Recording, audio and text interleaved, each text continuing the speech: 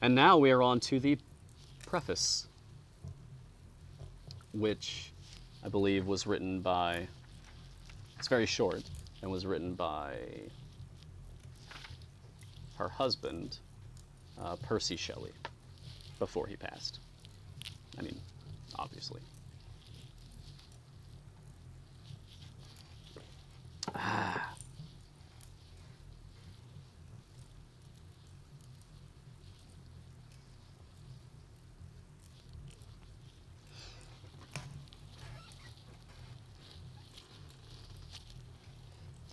Preface.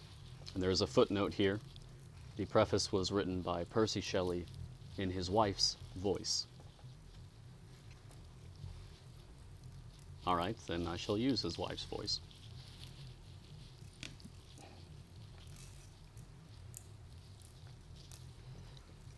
The event on which this fiction is founded has been supposed by Dr. Darwin and some of the physiological writers of Germany as not of impossible occurrence.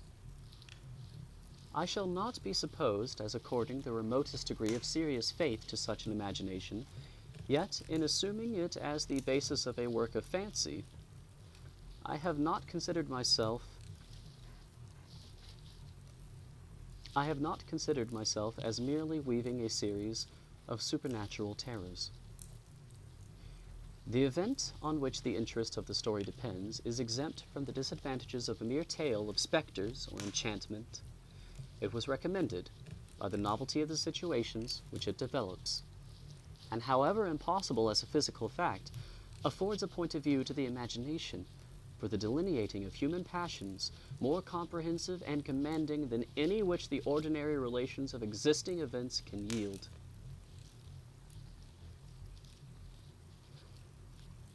I have thus endeavored to preserve the truth of the elementary principles of human nature, while I have not scrupled to innovate upon their combinations.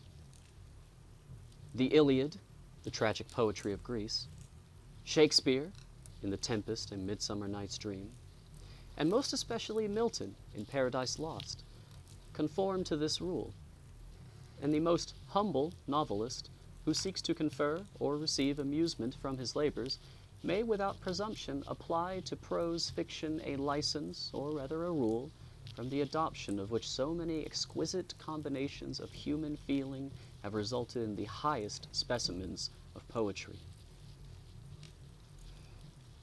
The circumstance on which my story rests was suggested in casual conversation.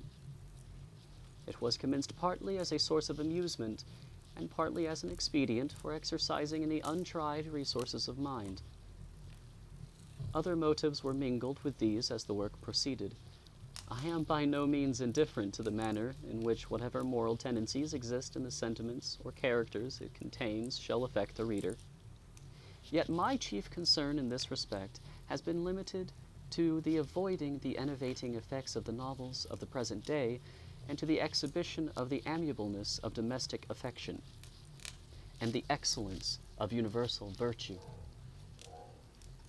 The opinions which naturally spring from the character and situation of the hero are by no means to be conceived as existing always in my own conviction, nor is any inference justly to be drawn from the following pages as prejudicing any philosophical doctrine of whatever kind. It is a subject also of additional interest to the author that this story was begun in the majestic region where the scene is principally laid, and in society which cannot cease to be regretted.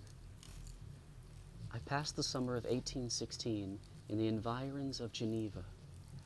The season was cold and rainy, and in the evenings we crowded around a blazing wood fire, and occasionally amused ourselves with some German stories of ghosts, which happened to fall into our hands. These tales excited in us a playful desire of imitation. Two other friends, a tale from the pen of one of whom would be far more acceptable to the public than anything I can ever hope to produce, and myself, agreed to write each a story founded on some supernatural occurrence. The weather, however, suddenly became serene, and my two friends left me on a journey among the Alps, and lost in the magnificent scenes which they present all memory of their ghostly visions. The following tale is the only one which has been completed. Marlow, September 1817.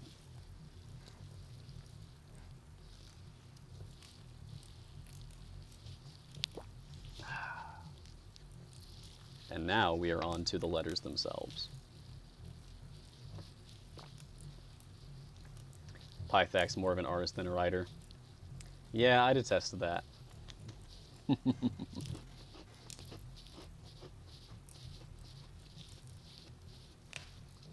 Going to take a quick tea and biscuit break before I really get into this. Lenny Chen, hi, welcome.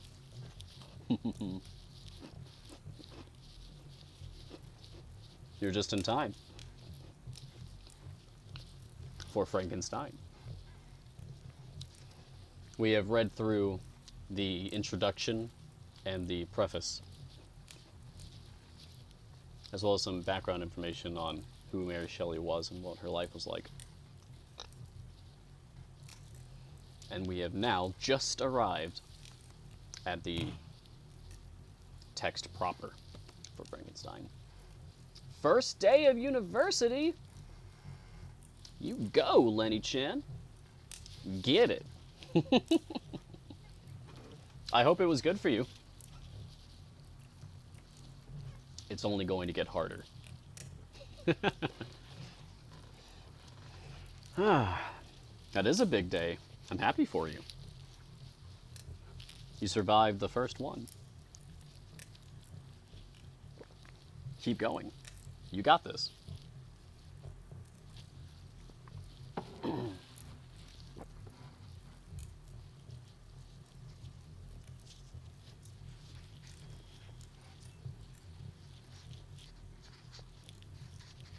And I'm so glad that you were able to join us for this today. Yeah, more tea. Awesome. Thanks, Blue Cobalt.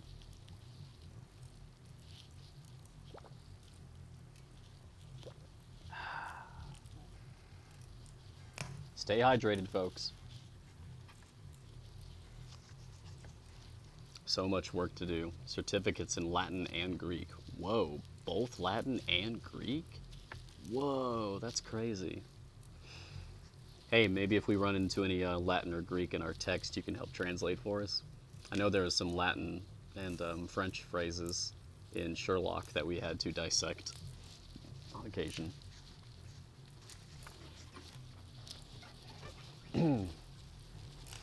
All right, you lovely people. Let's get spooky.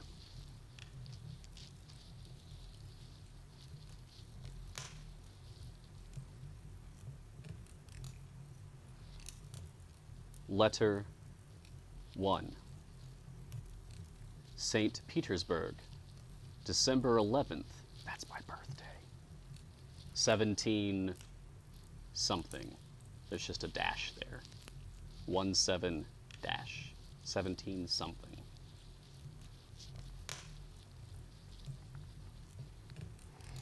All right. So I'm pretty sure this is the main character, or one of the main speakers, so I'll need to come up with a good voice for this.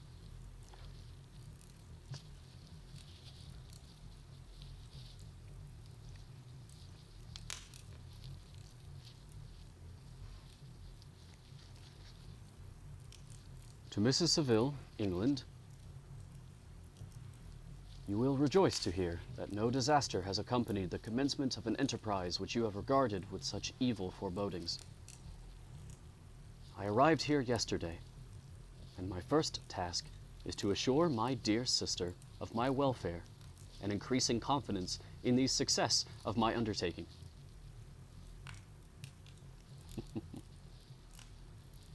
I am already far north of London, and as I walk in the streets of Petersburg, I feel a cold northern breeze play upon my cheeks, which braces my nerves and fills me with delight. Do you understand this feeling? This breeze, which has traveled from the regions toward which I am advancing, gives me a foretaste of those icy climes. Inspirited by this wind of promise, my daydreams become more fervent and vivid. I try in vain to be persuaded that the pole is the seat of frost and desolation. It ever presents itself to my imagination as the region of beauty and delight. There, Margaret, the sun is forever visible, its broad disk just skirting the horizon and diffusing a perpetual splendor. There, for with your leave, my sister, I will put some trust in preceding navigators. There snow and frost are banished, and sailing over a calm sea, we may be wafted to a land surpassing in wonders and in beauty every region hitherto discovered on the habitable globe. Its productions and features may be without example, as the phenomena of the heavenly bodies undoubtedly are in those undiscovered solitudes. What may not be expected in a country of eternal light? I may there discover the wondrous power which attracts the needle, and may regulate 1,000 celestial observations that require only this voyage to render their seeming eccentricities consistent forever. I shall satiate my ardent curiosity with the sight of a part of the world never before visited, and may tread a land never before imprinted by the foot of man.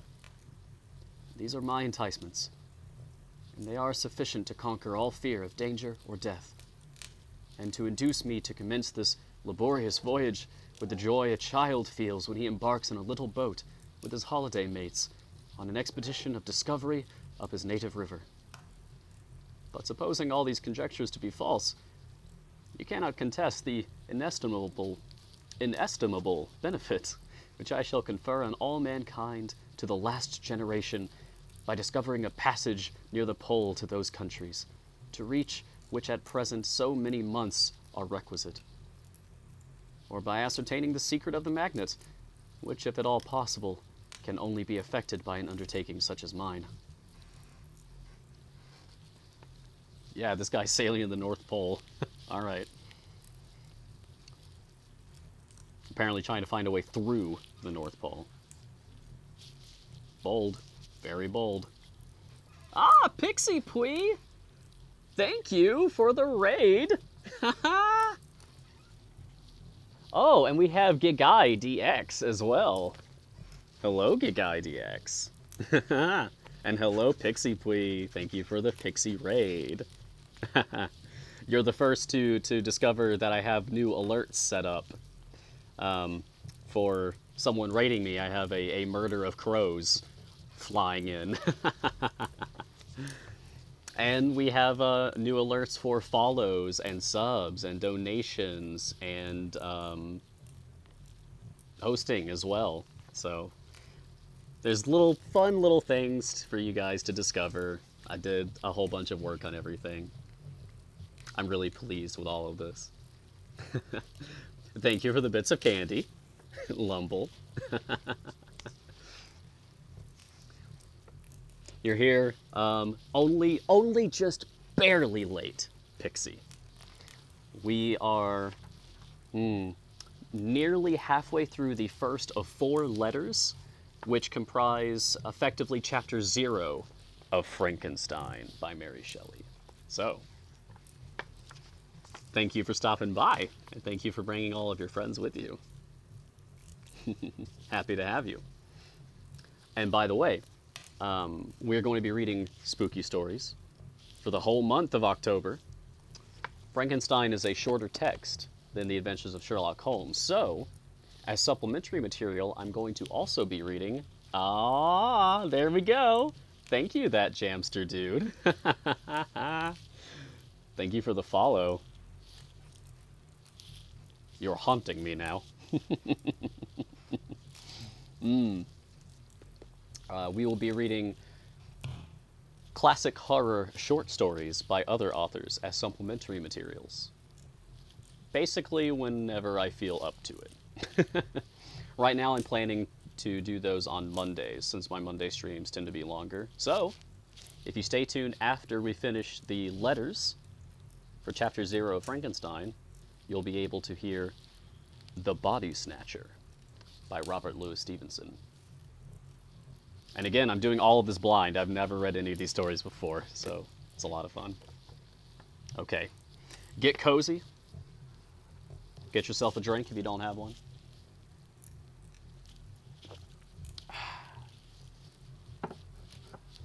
And thank you for joining me in this adventure. Let's continue.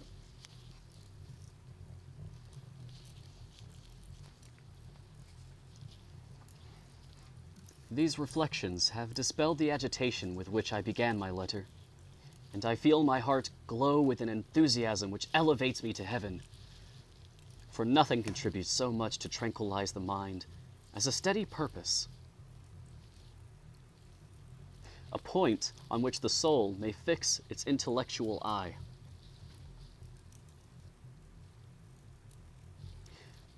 This expedition has been the favorite dream of my early years. I have read with ardor the accounts of the various voyages which have been made in the prospect of arriving at the North Pacific Ocean through the seas which surround the pole. You may remember that a history of all the voyages made for purposes of discovery composed the whole of our good Uncle Thomas's library. My education was neglected, yet I was passionately fond of reading. These volumes were my study night and day, and my familiarity with them increased that regret which I had felt as a child on learning that my father's dying injunction had forbidden my uncle to allow me to embark in a seafaring life. These visions faded when I perused for the first time those poets whose effusions entranced my soul and lifted it to heaven. I also became a poet, and for 1 year lived in a paradise of my own creation. I imagined that I also might obtain a niche in the temple where the names of Homer and Shakespeare are consecrated. You are well acquainted with my failure, and how heavily I bore the disappointment. But just at that time I inherited the fortune of my cousin, and my thoughts were turned into the channel of their earlier bent. 6 years have passed since I resolved on my present undertaking. I can even now remember the hour from which I dedicated myself to this great enterprise. I commenced by inuring my body to hardship. I accompanied the whale fishers on several expeditions to the North Sea. I voluntarily endured cold, famine, thirst, and want of sleep. I often worked harder than the common sailors during the day, and devoted my nights to the study of mathematics, the theory of medicine, and those branches of physical science from which a naval adventurer might derive the greatest practical advantage.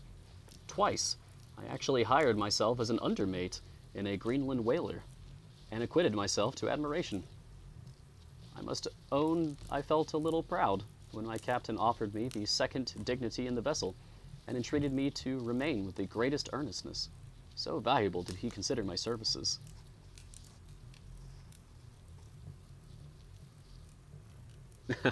Yeah. It's mostly a joke, but it is nonetheless accurate. I have never read Frankenstein before, thus it's a blind playthrough. And we will be reading the entire thing cover to cover, thus 100% playthrough. But yeah, it's mostly a joke. Hey, it gets people's attention, right? Got your attention. And welcome, by the way, Acrobatic.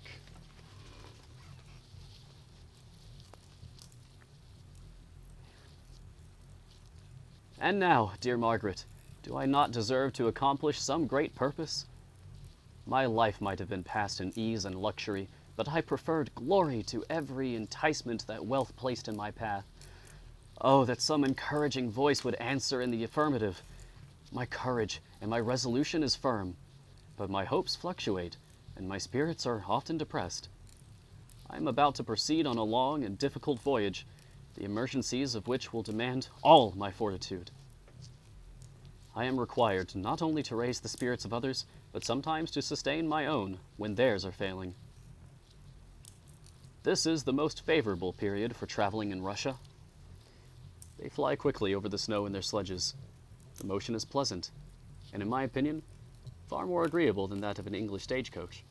The cold is not excessive if you are wrapped in furs, a dress which I have already adopted.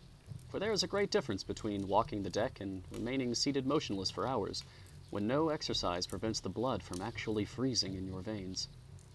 I have no ambition to lose my life on the post road between St. Petersburg and Archangel.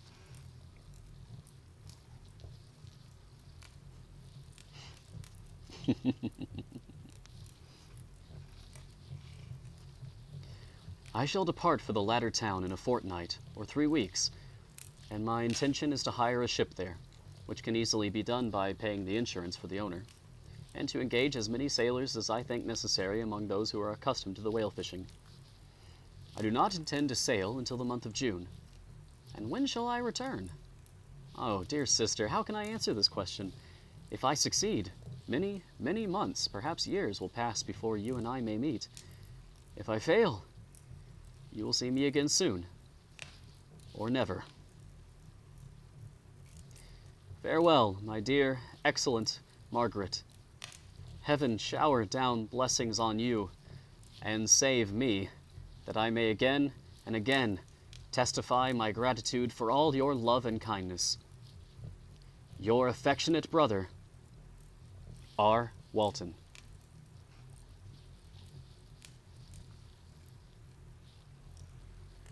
Letter 2. Archangel, March 28th, 17 something. To Mrs. Seville, England. How slowly the time passes here, encompassed as I am by frost and snow. Yet a second step is taken toward my enterprise. I have hired a vessel, and am occupied in collecting my sailors. Those whom I have already engaged appear to be men on whom I can depend, and are certainly possessed of dauntless courage.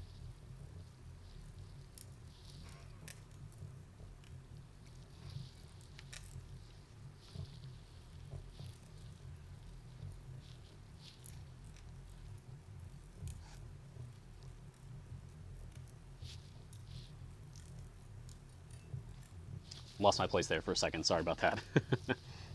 I got distracted checking my events here. Acrobatic, thank you for following. Welcome to the Storytime Corner. I hope that you enjoy. And for anyone who's with us who's new, if you find this relaxing, soothing, and you should happen to fall asleep, know that I welcome the happy occasion. I consider it a great compliment. So feel free to chat, or to lurk, or sleep, slumber, however you best enjoy the stream. No pressure. Thanks for being part of it. Actually enjoy listening to it while programming. Yeah, you know, I've heard that. I've heard that other people have enjoyed having my stream as background while they're doing something else. This guy is drawing. The last person to donate to me a couple weeks ago. I remember he or she, that person said that they would draw while listening to my stream.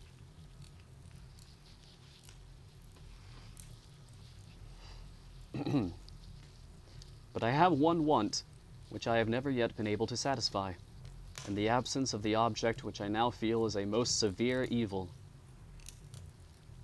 I have no friend, Margaret. That's really sad. When I am glowing with the enthusiasm of success, there will be none to participate my joy. If I am assailed by disappointment, no one will endeavor to sustain me in dejection. I shall commit my thoughts to paper, it is true, but that is a poor medium for the communication of feeling. I desire the company of a man who could sympathize with me, whose eyes would reply to mine.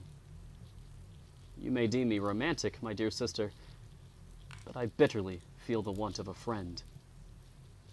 I have no one near me, gentle yet courageous, possessed of a cultivated as well as of a capacious mind, whose tastes are like my own, to approve or amend my plans. How would such a friend repair the faults of your poor brother? I am too ardent in execution and too impatient of difficulties. But it is a still greater evil to me that I am self-educated. For the first 14 years of my life, I ran wild on a common and read nothing but our Uncle Thomas's books of voyages. At that age, I became acquainted with the celebrated poets of our own country.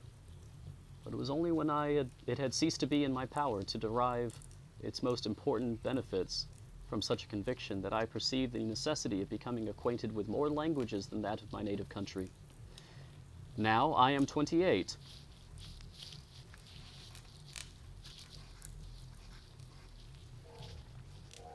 And am, in reality, more illiterate than many schoolboys of 15.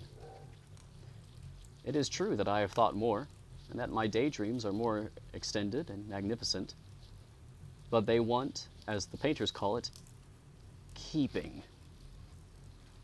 And I greatly need a friend who would have sense enough not to despise me as romantic, and affection enough for me to endeavor to regulate my mind. Oh, this guy's drawing! Hi, welcome back. I don't think I've seen you in a while. We finished Sherlock last week, and we're reading Frankenstein for the month of October, as well as additional spooky classic horror short stories.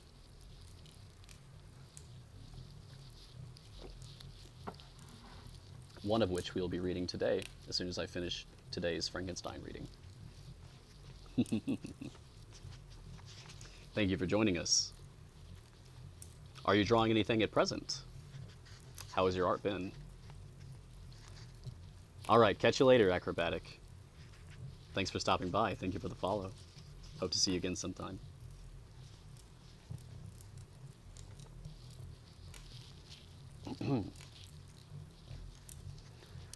Well, these are useless complaints.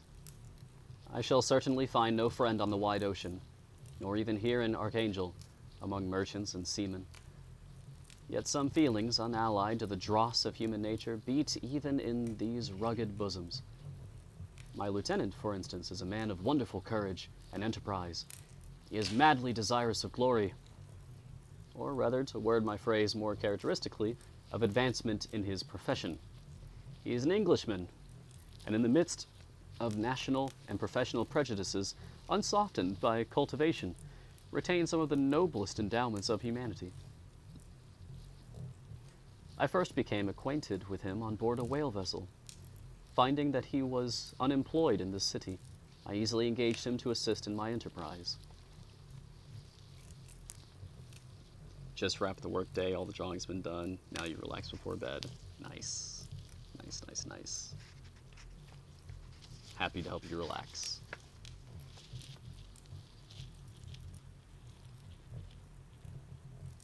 The master is a person of an excellent disposition, and is remarkable in the ship for his gentleness and the mildness of his discipline. This circumstance, added to his well-known integrity and dauntless courage, made me very desirous to engage him. A youth passed in solitude, my best years spent under your gentle and feminine fosterage, has so refined the groundwork of my character that I cannot overcome an intense distaste to the usual brutality exercised on board ship. I have never believed it to be necessary. And when I heard of a mariner equally noted for his kindliness of heart, and the respect and obedience paid to him by his crew, I felt myself peculiarly fortunate in being able to secure his services. I heard of him first in rather a romantic manner from a lady who owes to him the happiness of her life. This, briefly, is his story. Some years ago, he loved a young Russian lady of moderate fortune, and having amassed a considerable sum in prize money, the father of the girl consented to the match. He saw his mistress once before the destined ceremony, but she was bathed in tears, and throwing herself at his feet, entreated him to spare her, confessing at the same time that she loved another, but that he was poor, and that her father would never consent to the union. My generous friend reassured the suppliant, and on being informed of the name of her lover, instantly abandoned his pursuit. He had already bought a farm with his money, on which he had designed to pass the remainder of his life, but he bestowed the whole on his rival, together with the remains of his prize money to purchase stock, and then himself solicited the young woman's father to consent to her marriage with her lover. But the old man decidedly refused, thinking himself bound in honor to my friend, who, when he found the father inexorable, quitted his country, nor returned until he heard that his former mistress was married according to her inclinations. "What a noble fellow!" you will exclaim. He is so. But then he is wholly uneducated. He is as silent as a Turk, and a kind of ignorant carelessness attends him, which, while it renders his conduct the more astonishing, detracts from the interest and sympathy which otherwise he would command. Yet do not suppose, because I complain a little, or because I can conceive a consolation for my toils, which I may never know, that I am wavering in my resolutions. Those are as fixed as fate, and my voyage is only now delayed until the weather shall permit my embarkation. The winter has been dreadfully severe, but the spring promises well, and it is considered as a remarkably early season, so that perhaps I may sail sooner than I expected. I shall do nothing rashly. You know me sufficiently to confide in my prudence and considerateness whenever the safety of others is committed to my care. I cannot describe to you my sensations on the near prospect of my undertaking. It is impossible to communicate to you a conception of the trembling sensation, half pleasurable and half fearful, with which I am preparing to depart. I am going to unexplored regions, to the land of mist and snow. But I shall kill no albatross. Therefore, do not be alarmed for my safety, or if I should come back to you as worn and woeful as the ancient mariner, you will smile at my illusion, but I will disclose a secret. I have often attributed my attachment to, my passionate enthusiasm for, the dangerous mysteries of ocean, to that production of the most imaginative of modern poets. There is something at work in my soul which I do not understand. I am practically industrious, painstaking, a workman to execute with perseverance and labor, but besides this, there is a love for the marvelous, a belief in the marvelous, intertwined in all my projects, which hurries me out of the common pathways of men, even to the wild sea and unvisited regions I am about to explore. But to return to dearer considerations, shall I meet you again, after having traversed immense seas, and returned by the most southern cape of Africa or America? I dare not expect such success. Yet I cannot bear to look on the reverse of the picture. Continue, for the present, to write to me by every opportunity. I may receive your letters on some occasion when I need them most to support my spirits. I love you very tenderly. Remember me with affection, should you never hear from me again. Your affectionate brother, Robert Walton. Oh no, he's a pacifist!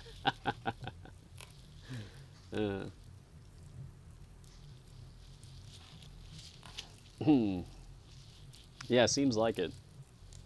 I mean, I like him. Okay. So, we are halfway through the letters. There's 8 pages to go. Letter number 3 is very short. Letter number 4 is monstrously long. So I'm just going to take a quick grape break.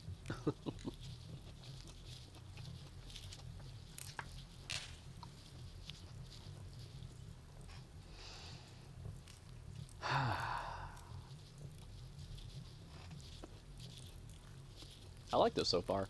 It's cozy.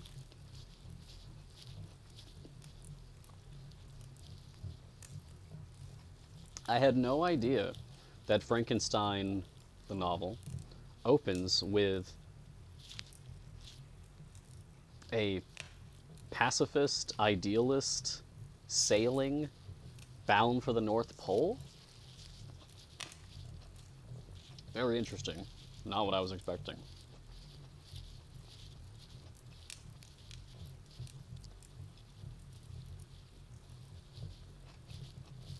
Hmm.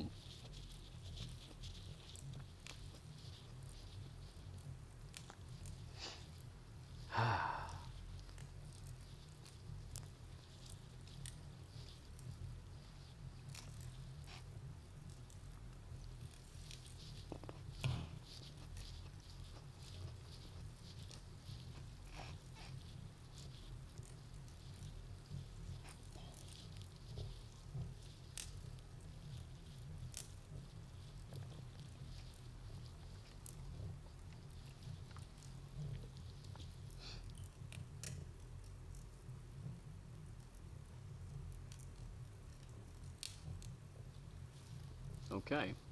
Let's get back into it.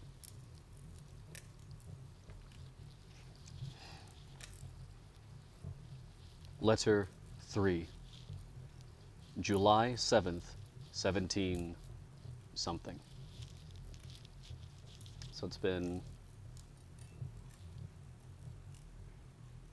7 months now.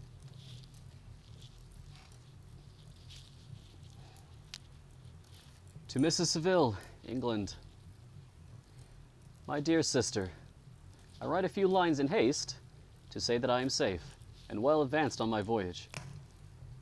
This letter will reach England by a merchantman now on its homeward voyage from Archangel, more fortunate than I, who may not see my native land, perhaps, for many years.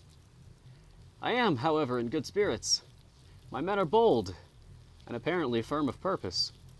Nor do the floating sheets of ice that continually pass us, indicating the dangers of the region toward which we are advancing, appear to dismay them.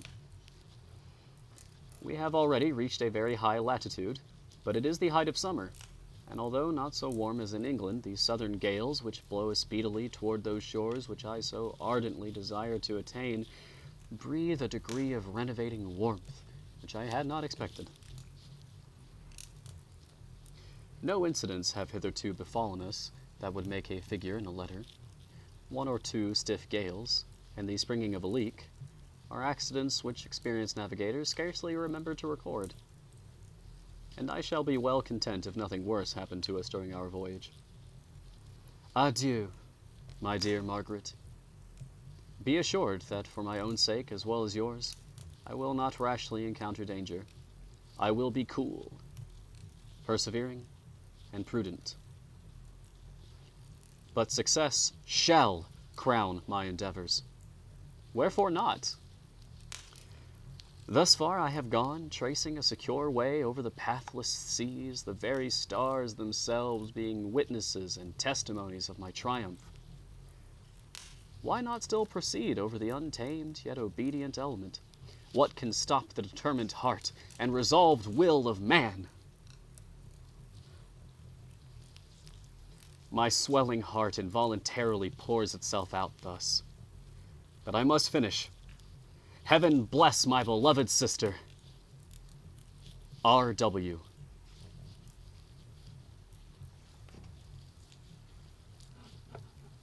Final letter.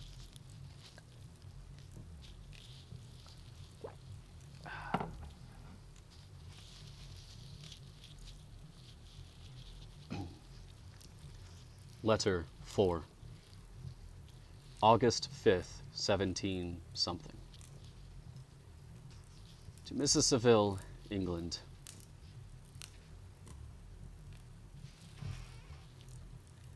So strange an accident has happened to us that I cannot forbear recording it, although it is very probable that you will see me before these papers can come into your possession. Last Monday, July 31st. Ooh, can we use that? On what years in the 1700s did July 31st fall on a Monday? Because we can narrow down what year this actually takes place, if that's the case. Last Monday, July 31st, We were nearly surrounded by ice, which closed in the ship on all sides, scarcely leaving her the sea room in which she floated. Our situation was somewhat dangerous, especially as we were compassed round by a very thick fog. We accordingly lay to, hoping that some change would take place in the atmosphere and weather. About 2 o'clock, the mist cleared away, and we beheld, stretched out in every direction, vast and irregular plains of ice, which seemed to have no end. Some of my comrades groaned, and my own mind began to grow watchful with anxious thoughts, when a strange sight suddenly attracted our attention, and we diverted our solicitude from our own situation. We perceived a low carriage, fixed on a sledge and drawn by dogs, pass on towards the north, at the distance of half a mile. A being, which had the shape of a man, but apparently of gigantic stature, sat in the sledge and guided the dogs. We watched the rapid progress of the traveler with our telescopes until he was lost among the distant inequalities of the ice. This appearance excited our unqualified wonder. We were, as we believed, many hundred miles from any land, but this apparition seemed to denote that it was not in reality so distant as we had supposed. Shut in, however, by ice, it was impossible to follow his track, which we had observed with the greatest attention. 1817. Well,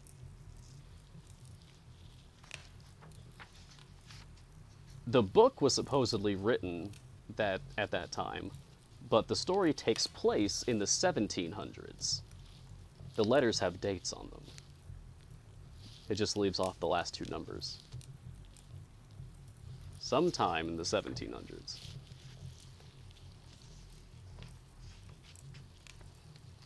But thank you for checking, Tensai.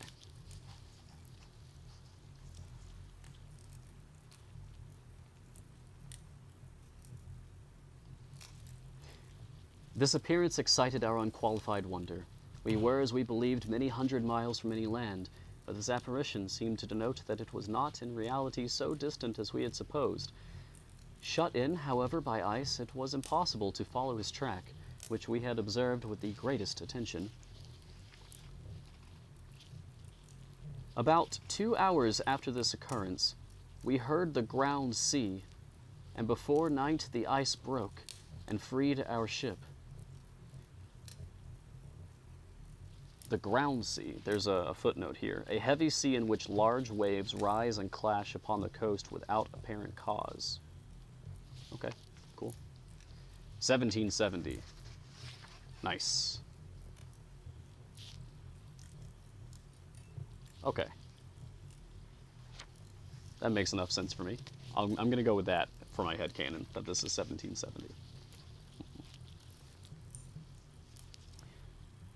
About 2 hours after this occurrence, we heard the ground sea, and before night the ice broke and freed our ship.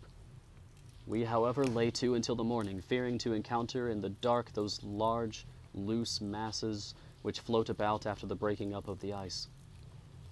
I profited of this time to rest for a few hours. In the morning, however, as soon as it was light, I went upon deck and found all the sailors busy on one side of the vessel, apparently talking to someone in the sea. It was, in fact, a sledge, like that we had seen before, which had drifted toward us in the night on a large fragment of ice. Only one dog remained alive, but there was a human being within it, whom the sailors were persuading to enter the vessel. He was not, as the other travelers seemed to be, a savage inhabitant of some undiscovered island, but a European. When I appeared on deck, the master said, "Here is our captain, and he will not allow you to perish on the open sea." On perceiving me, the stranger addressed me in English, although with a foreign accent. Oh boy. This guy needs a voice.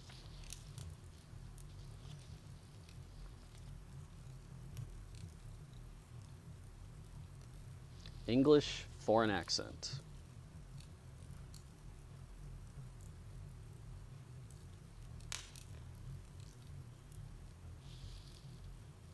Suggestions?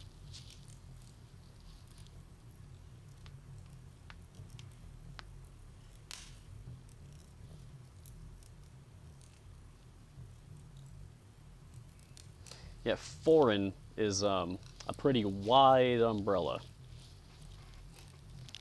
There's a lot of things we could do with foreign accent. That's a bit too broad. Wish they could narrow it down somewhat. Texas? No, come on. It makes Sherlock Holmes less special if we do another Texan accent. But if we ever come back to Sherlock Holmes, we'll get more of that. Russian. Yeah. That might work.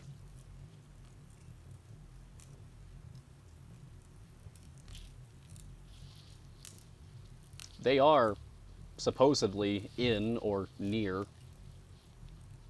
Russian waters. Let me try that.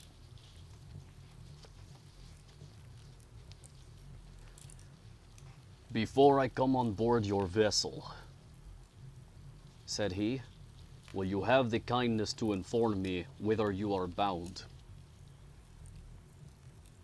How's that? You may conceive my astonishment on hearing such a question addressed to me from a man on the brink of destruction, and to whom I should have supposed that my vessel would have been a resource which he could not have exchanged for the most precious wealth the earth can afford. I replied, however, that we were on a voyage of discovery toward the northern pole. Upon hearing this, he appeared satisfied, and consented to come on board. Good God! Margaret, if you had seen the man who thus capitulated for his safety, your surprise would have been boundless. His limbs were nearly frozen, and his body dreadfully emaciated by fatigue and suffering. I never saw a man in so wretched a condition. We attempted to carry him into the cabin, but as soon as he had quitted the fresh air, he fainted. We accordingly brought him back to the deck and restored him to animation by rubbing him with brandy and forcing him to swallow a small quantity. As soon as he showed signs of life, we wrapped him up in blankets and placed him near the chimney of the kitchen stove. By slow degrees he recovered and ate a little soup, which restored him wonderfully. Thumbs up from this guy. Nice, cool, okay. We'll stick with Russian then for that guy. 2 days passed in this manner before he was able to speak, and I often feared that his sufferings had deprived him of understanding. When he had in some measure recovered, I removed him to my own cabin and attended on him as much as my duty would permit. I never saw a more interesting creature. His eyes have generally an expression of wildness and even madness.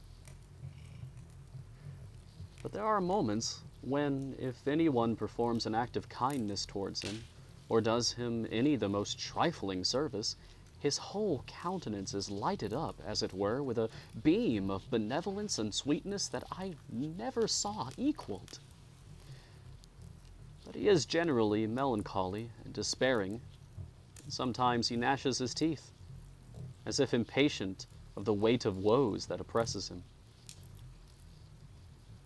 When my guest was a little recovered, I had great trouble to keep off the men, who wished to ask him 1,000 questions.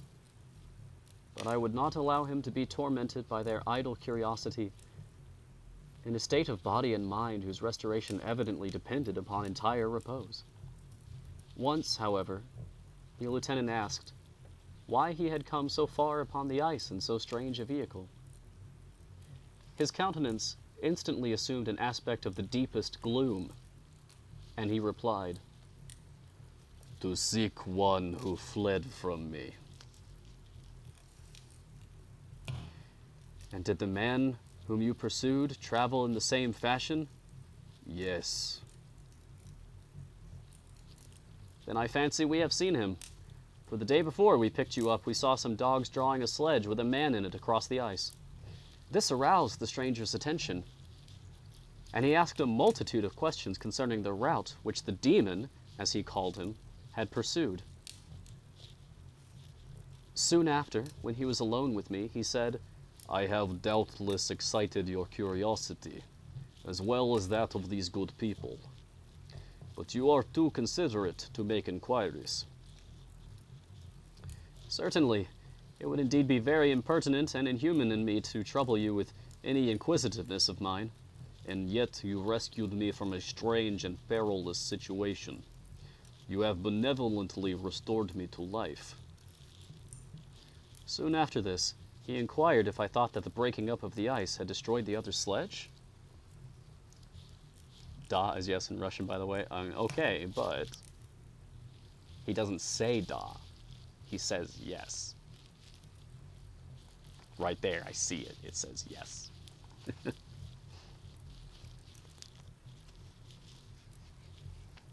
Da.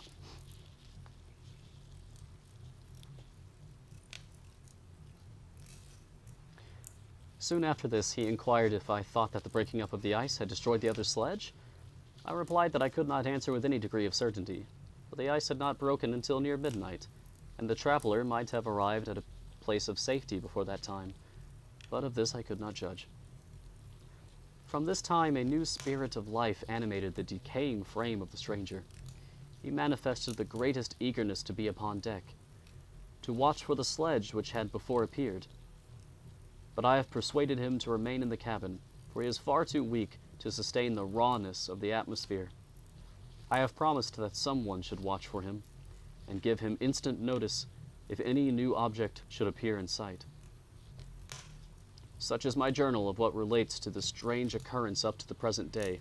The stranger has gradually improved in health, but is very silent, and appears uneasy when anyone except myself enters his cabin. Yet his manners are so conciliating and gentle that the sailors are all interested in him, although they have had very little communication with him. For my own part, I begin to love him as a brother, and his constant and deep grief fills me with sympathy and compassion. He must have been a noble creature in his better days, being even now in wreck so attractive and amiable. I said in one of my letters, my dear Margaret, that I should find no friend on the wide ocean, yet I have found a man who, before his spirit had been broken by misery, I should have been happy to have possessed as the brother of my heart. I shall continue my journal, concerning the stranger at intervals, should I have any fresh incidents to record. Ombo Wilson. Ah. Hello, Ombo Wilson. Welcome to the Storytime Corner. We are in the very early stages of Frankenstein by Mary Shelley. So, I hope that you enjoy. I hope that you're cozy and that you had a good day.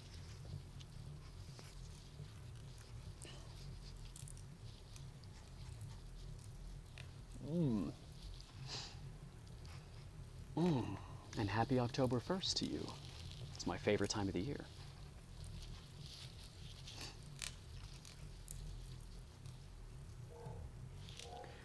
So this is still under the heading of letter 4, but it does appear to be a separate letter, nonetheless. The letter which I just finished reading was dated August 5th. This one is dated August 13th, so only 8 days later. August 13th, 17 something. My affection for my guest increases every day. He excites at once my admiration and my pity to an astonishing degree. How can I see so noble a creature destroyed by misery without feeling the most poignant grief? He is so gentle, yet so wise. His mind is so cultivated. And when he speaks, although his words are culled with the choicest art, yet they flow with rapidity and unparalleled eloquence. You'll have to call it early? Okay. Till next time. Cheers, this guy's drawing.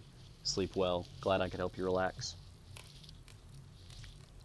I'm out of tea. Well, when we finish the story, I will get another cup.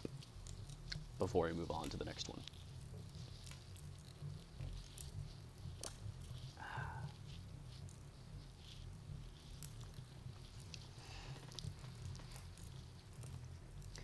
He is now much recovered from his illness, and is continually on the deck, apparently watching for the sledge that preceded his own. Yet although unhappy, he is not so utterly occupied by his own misery, but that he interests himself deeply in the prospects of others. He has frequently conversed with me on mine, which I have communicated to him without disguise. He entered attentively into all my arguments in favor of my eventual success, and into every minute detail of the measures I had taken to secure it.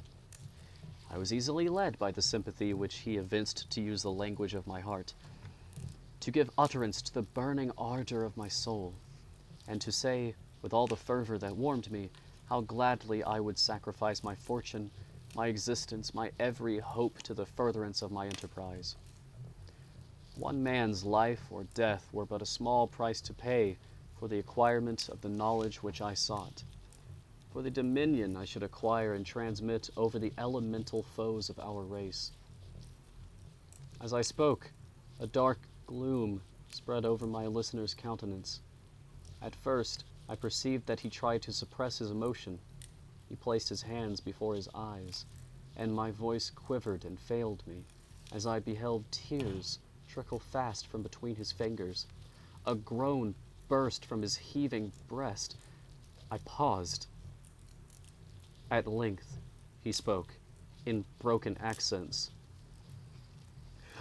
"Unhappy man, do you share my madness? Have you drank also of the intoxicating draught? Hear me. Let me reveal my tale, and you will dash the cup from your lips." Such words, you may imagine, strongly excited my curiosity.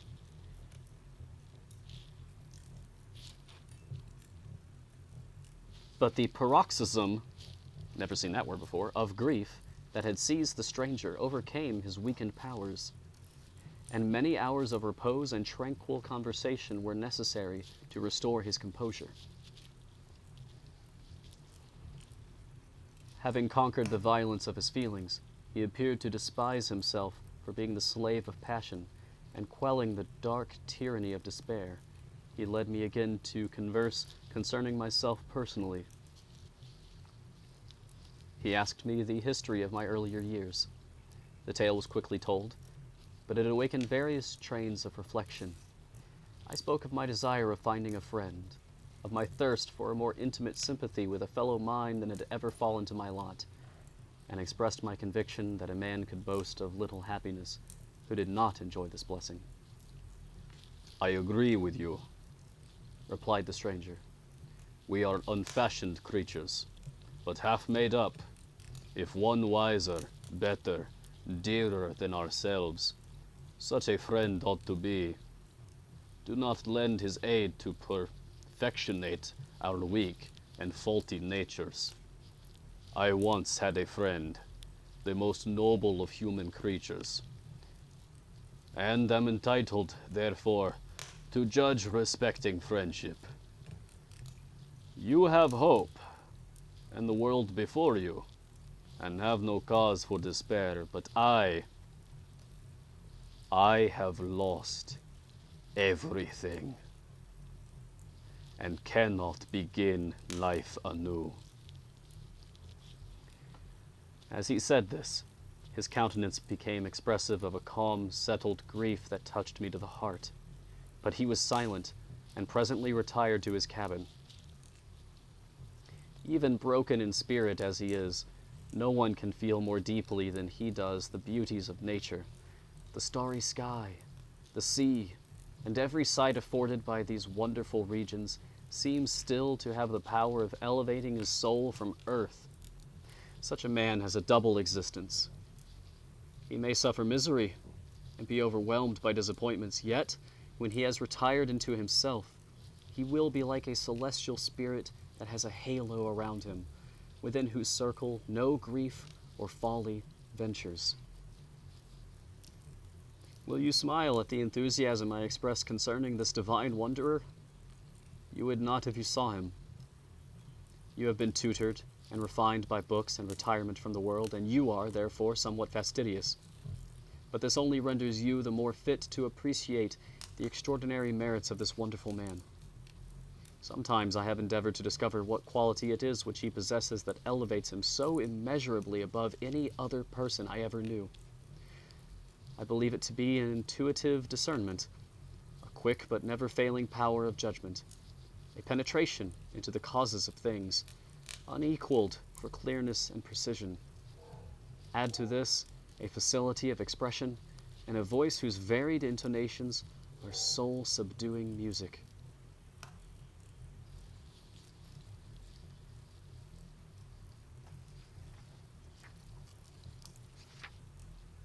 Okay, last 2 pages. August 19th, 17 something. 1770, perhaps. Yesterday, the stranger said to me, oh, this is a lot.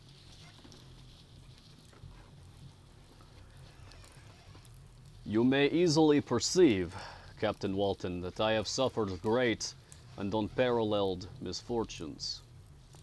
I had determined at one time that the memory of these evils should die with me. But you have won me to alter my determination. You seek for knowledge and wisdom, as I once did. And I ardently hope that the gratification of your wishes may not be a serpent to sting you, as mine has been. I do not know that the relation of my disasters will be useful to you. Yet when I reflect that you are pursuing the same course, exposing yourself to the same dangers which have rendered me what I am, I imagine that you may deduce an apt moral from my tale, one that may direct you if you succeed in your undertaking, and console you in case of failure. Prepare to hear of occurrences which are usually deemed marvelous.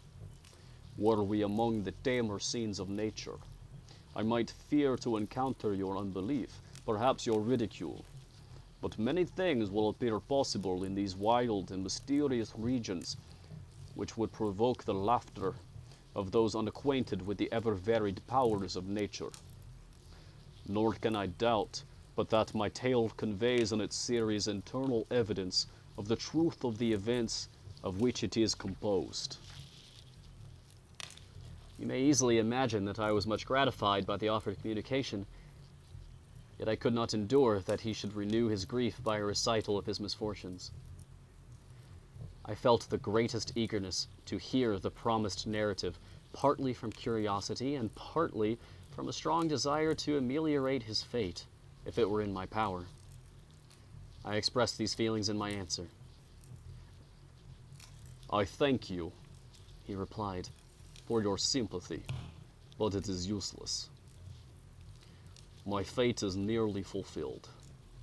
I wait but for one event, and then I shall repose in peace.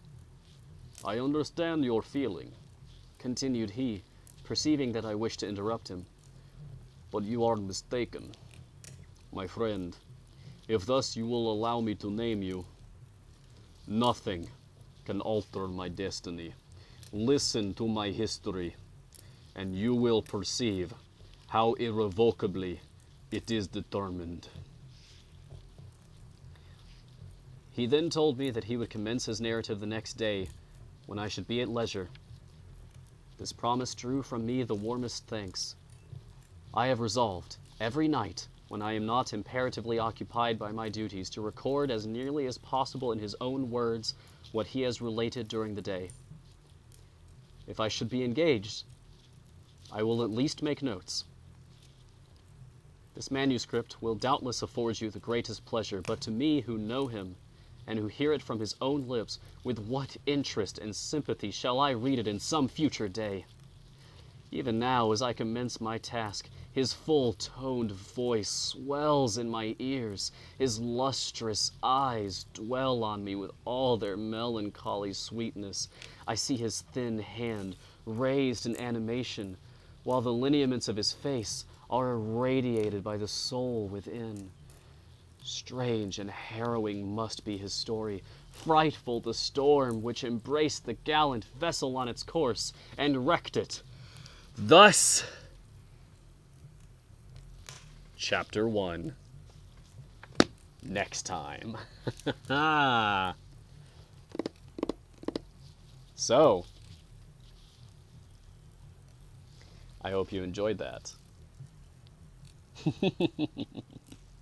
Robert Walton is apparently recording, like the events of Frankenstein are apparently being recorded by an English sailor named Robert Walton, as the events are recounted by the stranger, yet to be named, who he has picked up on his voyage to and beyond, hopefully, the North Pole. So, this has been Frankenstein, or the Modern Prometheus, by Mary Shelley Wollstonecraft, as read to you by me, Mars.